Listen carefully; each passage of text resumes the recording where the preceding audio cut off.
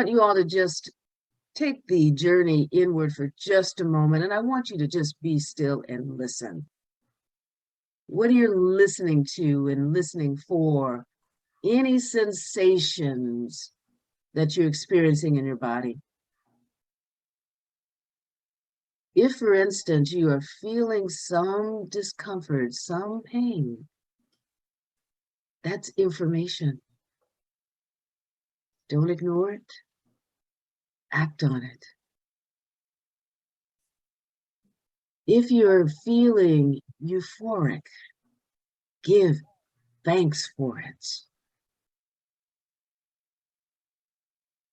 That is Spirit's way of speaking to you through your bodies.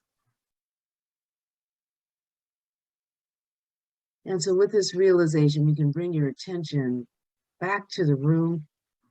And I trust that you are operating now from a place of gratitude for having such an intelligent, perfect body.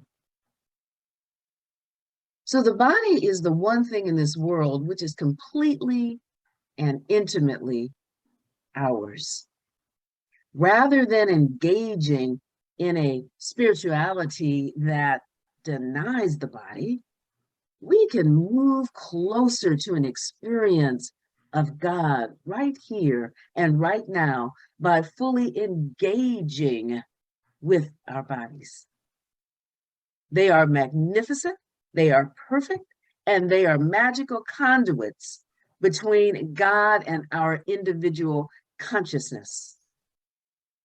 And we should celebrate the way that they allow us to experience the world in which we live. All bodies are perfect bodies. All bodies are good bodies. And they offer us a direct and clear path, I want to re-emphasize that, to the divine experience, if we're receptive to it, if we allow it. By loving our bodies and using them to connect to our minds and our hearts and listen to the wisdom of our bodies, then we are celebrating its magnificence, allowing us to awaken to everyday wonder. But most often, what do? We take our bodies for granted, right? We get up, we put our left foot in front of the right, we walk, and we don't even think that maybe when I get out of this bed, I may not be able to put my left foot in front of my right, because we just take it for granted that our bodies are always going to do exactly what we want. Now, there are times when our bodies are crying out to us saying, I need a little bit more hydration. I need a little bit more relaxation. I need a lot less stress. But do we listen? We just keep going. We just keep going along, ignoring the intelligence that our body is transmitting to us.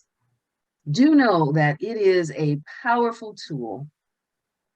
It's a tool for the divine, manifesting whatever is imprinted in first cause. We can work both top down from mind to body, and then bottom up from body to mind to experience the reciprocal relationship with God through our bodies. Our body is a communication device, and with our inner thoughts and with spirit, use it. Use it to step into your dreams, into your aspirations, realize your full potential, not only in terms of what you can do intellectually, but what you can do physically as well. We put limitations on our physicality by buying into race consciousness. I'm of a certain age, so therefore I can't do certain things anymore. I'm not as flexible. I'm not as agile. But if your body is not saying that to you, You're making stuff up. So why instead don't you listen to your body? They're more than just the containers and the encasing, walking around as our consciousness, holding our consciousness together in this container. They are the exact point in space and time where we are pressed from limitless possibility into perfect and precise expressions, individualized expressions of the one. The body is not separate from the spiritual realm. It's a spiritual thing and should be treated as such. When we name things as spiritual, there's a certain reverence that we give them. So why not elevate our bodies to spiritual status as well and revere our bodies? They are gifts from God and should be treated as such. Every single structure and process of our bodies are amazing. Our cells rejuvenate themselves. I can't remember the exact time that happens, but it does. When we have a bruise, it goes away. The body heals. When our bones break, with the proper care, they are mended because of the intelligence that is inherent in the body. They know exactly what needs to be done in order for us to fully experience life at this point in time. The complexity of our functions require an intricate symphony, and our bodies, all bodies, not just the ones that fit into some traditional definition of health or social perfection, they pull off these functions in astonishing ways. But again, we just take them for granted. Our cells, they dance a divine ballet. Every breath we breathe is spirit, rushing more and more into the moment and space, which we occupy via miraculous and wonderfully beautiful bodies. They are a part of the fullness of God expressing itself in as many ways as it can. By getting acquainted with the activity of God through your body, by assessing your intuition, by listening to those divine nudges, sometimes shouts, our body is directing our lives. And when we listen, when we align, when we obey, we move into a deeper experience of the mystery of God and harmonious, ecstatic lives. So I want to share with you a little story. And this story is about a young woman who recently graduated from nursing school. And she took a position as an ICU nurse.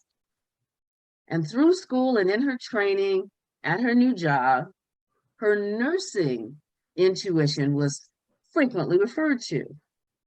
This intuition was given nearly as much attention as other objective, measurable signs about a patient's condition.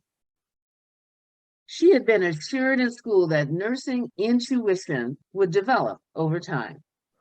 And one night, as she evaluated a patient and surveyed the hospital room, something just felt wrong. She felt a little queasy, a little stiff, and her gut was telling her that something was askew. She couldn't put a finger on it, though. The most recent labs looked okay. The vital signs on the monitor within the correct parameters. The patient's assessment didn't show anything deeply outside the expected findings. given that he was in the ICU. Still, she spoke to the doctor and to the other nurses. She said, something just isn't right. I can feel it. Within hours, the patient went from stable to critical. His blood pressure dropped. His lungs started to decline. His heart rate got very high. And because she had listened to her own body, to her gut, the doctors and the nurses nearby were already on alert. And they had the help and the resources available immediately when the patient's condition started to turn. They had already started running tests to see if there was anything that wasn't working as it should. New medications were ordered to stabilize the patient. And even though it looked like for a few minutes that he might go into cardiac arrest, he didn't. Why? Because the medical team was able to react quickly and the patient ended up healing. Because the medical team knew to trust that gut feeling. Often our feelings are communicating a need to take care of something. Sometimes they're putting us on alert that there is danger afoot. That happens when we are triggered, say emotionally, we become fearful. That's the body's way of communicating. Maybe there is something for you to fear. So the point is that the intelligent architect of all also is the architect of our bodies. And there is so much intelligence within our bodies, not only giving information about what we need to function at optimal level, but also information that can help us help others, as the story shared. Our bodies are the individualized expressions of the body of God. And when we are accustomed to listening, we hear so much more than we otherwise would. And I'm not talking about just with the ear. I'm talking about with every sense that we have. Information is being transmitted, being given to us, so that we can be fuller expressions of the divine. However, we are accustomed to dismissing this information and somehow thinking that we should just transcend the physical. But by leaning deeply into the physical, we can have a deeper experience of communion with the divine. Our bodies are divine instruments, created so that we can experience this life, and they can be used to enhance that experience. And also, our bodies serve as a connecting point between our physical reality, the reality in which we live in the world of effects, and the spiritual reality of who we are. These are not opposites, simply two aspects of the one, two aspects of the same whole. And by listening to our bodies, we listen to the divine's instruction and guidance for our lives. So this week, I'm challenging you to take time to really notice what your body is telling you and to follow the advice. What shifts, insights, or ahas might you have if you use this magnificent tool? So I want to give you a couple of quotes from the Science of Mind textbook that address body and spirit. If divine intelligence has been fit to give us a physical body, it would be absurd to think of the body as an illusion unworthy of our attention. Rather, we should think of the body as a spiritual tool and use it now. It's from the Science of Mind textbook. Here's another. Body is both mental and spiritual. And our body is not to be denied. We are to affirm that our body is a combination of spiritual ideas harmoniously expressing as us. And lastly, the physical body exists so that the soul may function on this plane. Our body is not an unreality, quite the reverse. It is a divine and perfect, as Jamie Lula sang, you're perfect. Reality, when rightly understood and listened to. So, your body is speaking. The question is, are you listening? And I'd like to leave you with an affirmation that anchors this theme. And it is simply, I listen to my body, knowing it is speaking to me as God. And so it is. Amen. Amen. Amen and amen. Wow. Yeah. Beautiful, beautiful. All right. So now, are you ready with your questions, your suggestions, your ahas, your yeah buts, your all insights that you got, your takeaway? And I always have questions to get the conversation started as well. Yeah. So my question is, what message does your body want you to know right now? Close your eyes and ask your body, what message do you want me to know right now?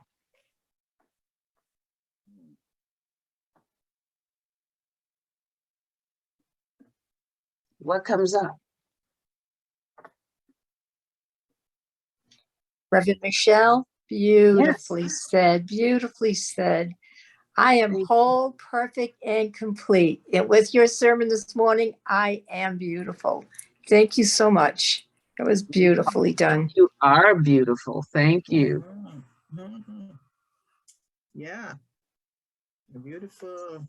So is anybody's body speaking to them right now? The body, my body says I need to move. And when you said that, my bicycle came to my mind, a picture of my bicycle. And just FYI, I just came from Richmond yesterday. Yesterday morning, my friend drove up with me, and the first thing I put on the truck was my bicycle. So when you say, what is the body saying to me now? The picture came, say, use it, to move. So the lower part, that was my message. I mean, that was the message. That's the answer to your question. Mm-hmm.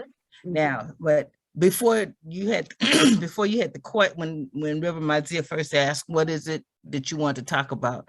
As I listened to your message, Reverend Michele, I kept hearing for myself that the body follows the mind. And you said the body sends messages. Yes, it sends messages. And does it send messages from the mind or to the mind? It can come from mind to body, because it can also go from body to mind. So they have conversation. There's conversation going on all the time if we are attuned to it. So our body might say, be still. You need to be still. You just need to sit down. You're exhausted. But it's in that stillness that we connect with the one. So sometimes it comes bottom up, not, or body to mind, not just bottom down or top down, from mind to body. Mm-hmm. All right. And so that's why we want to listen. Because I've got more questions. Yeah. All right. So in listening to my body, Reverend Michele, it's telling me go take a pill for that pain in your knee. Now, and the question is, in answer to your question and my question, when we mask the situation, does it stop spirit from working on whatever is going on? Let's say, okay, the pain comes up and you take a Tylenol and it goes away for a while. What does that do, or what does spirit do with that? Well, you know, a lot of it really depends on your philosophy. And in our philosophy, because we're not Christian scientists, we believe that everything is a divine idea, as is the Tylenol or the ibuprofen. What your body is saying is you need something. Your body is saying that you are in pain. Your body is saying that something is amiss. And what you do is you decide, you know, we all have choice, we all have free will, and you decide how you're going to deal with that. So there are some of us who don't take meds. And so what they decide to do would be different from what it is that you decide to do. Like, I'd be the first one to get down on the floor and do a yoga stretch. So, but again, that's my thinking. That's how I am wired. And I just am a strong and firm believer that my body can heal itself. But when I need medical attention, I do listen. If the healing is not happening fast enough, naturally, then I will avail myself to medical intervention. So it's different for all of us. It depends on your beliefs. Awesome. So my body's telling me I am dehydrated. Eat more water, drink more water, eat more fibers. I know it's telling me that, but I'm sitting here and I'm not getting any water. So my next question, body speak. What language does the body speak? It speaks everyone the language. Understand the language. Do you have to have a certain level of consciousness to understand or know what the body's saying? The higher the consciousness, the greater the communications, of course. But all of us, all bodies, have the wherewithal to listen to the body speak and the language of the body. However, many of us are in the habit of dismissing what the body is communicating. And the more evolved we are in our consciousness, then we know that we're really missing out when we ignore, dismiss, and don't listen. So with an expanded consciousness, you would slow the process down, you would stop, and you would listen. And slowing the process down, meaning that you go into meditation or still the body. You can go into meditation. Basically, the process that you are slowing down is your own mind, right? Because sometimes we think that our minds know better, right? Our minds know better than divine mind. Okay. Just like you have a problem to solve. Instead of going to spirit first, you exhaust everything that you can come up with as a solution, as opposed to going within first and listening to divine mind. Right. So guidance. So we all speak, all bodies have the ability to communicate with the divine through the body if they listen and if they trust the messages that the body is sending. Come on in. Okay, you know, the response, or I should say, some clarity came as Lavette was talking. Just before Lavette started talking, and your response to her was about your philosophy, what it is you believe, and the idea that I had initially, or the question that I asked initially to you was, no, I didn't, it wasn't a question. A comment I made is that I believe that the body follows the mind. But you made the statement to Lavette that it depends on the philosophy. So the philosophy, whatever it is we believe, those are the messages that the body will feed into. It will either respond to what we believe in a positive or a not positive way. It is a matter of what we believe. So the body does follow the mind. However, the mind creates the environment in which the body does function and sends its messages. And so when you said the higher the consciousness, that consciousness is in tune to the presence of God at all times. And so the messages that are in the mental environment are those in which the body functions from and to. So when things go awry, the body will say, something is not right in this environment. It is as a result of what we believe. And so whatever it is we're believing, if it's not working, the body is going to say, it's not working here. Something is wrong. Something is out of kilter. So I thank you that I got that clarity. Beautiful, beautiful. I remember, Michele, you said the body is a spiritual thing. And we should, you know, engage in our elevation of our bodies as well as other things that we venerate.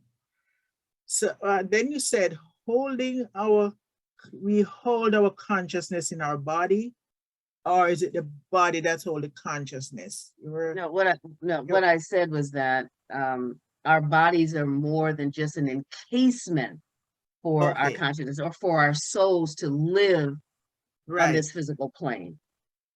So that's what the body does. The body is housing our soul, housing our consciousness so that we can be here in physical form. But it's more than that. It's not just a container. It's a transmitter of information. And it too is a conduit to spirit. Wow, beautiful. Means we have some more work to do to dive deeper into this. This topic needs, for me, more delving into. Mind-body connection. Just do more research on mind-body connection. Connection, right. Perfect. Hello, everybody. And this may have been brought up before, but I think it's an important discussion. One of the women mentioned that belief is so important in how we manage our body and our body's reactions. And I would like to bring up the cultural influence, especially for women, that has been so associated with how we respond to our own bodies, both physically and spiritually. The church is also responsible because there's a message given to us by the church that it's better to give than to receive. So women especially have been acculturated to give of themselves to the point of exhaustion. And if they haven't worked themselves practically to a sense of exhaustion, by the time they go to bed, they don't think they've accomplished much during the day. So it's always about taking care of others as a way of pleasing God rather than themselves. And I think there's an imbalance there that we have, as women, been taught, men have been taught too, incorrectly, to be strong no matter what. And they can't show weakness of the body. So they have their own set of alarm bells they have to deal with. But especially women, we're all here today talking about how beliefs influence our actions and our response to our duties and our responsibilities religiously and culturally, which are now being revealed as partially detrimental to our own well-being and our own health. I also would add that I have a license in nursing. I'm a psychologist. I've had training in chaplaincy, and I'm also a certified addiction counselor. So I've studied the body, mind, spirit connection for many years, and all three are connected. And to fine tune the way we're doing now with this discussion is extremely important, I think, for taking better care of ourselves as women. Taking care of others, which, you know, which is our satisfaction and our, in a sense, spiritual duty, but putting yourself first. And that's something that we were never allowed to do. That was considered selfish. So what do you think of that? Cultural intimidation that we've been subjected to? I believe that, you know, definitely there are cultural influences. And I also espouse that self-care is not selfish, right? In order to care for others, we have to care for ourselves. And there's so much more research, especially post-pandemic, about the fact that caregivers need to take care of themselves, because caregivers are right now, because they've been caring for others. And we're just talking about the studies that are most recent, because it was just so poignant, the data. Folks who were caring for other folks began to experience some deterioration and started to experience more symptoms that they were ignoring, being in service to others. So I say, that's why I said we have to elevate our own bodies to priority status and take care of ourselves. Otherwise, we won't have anything to be of service to others.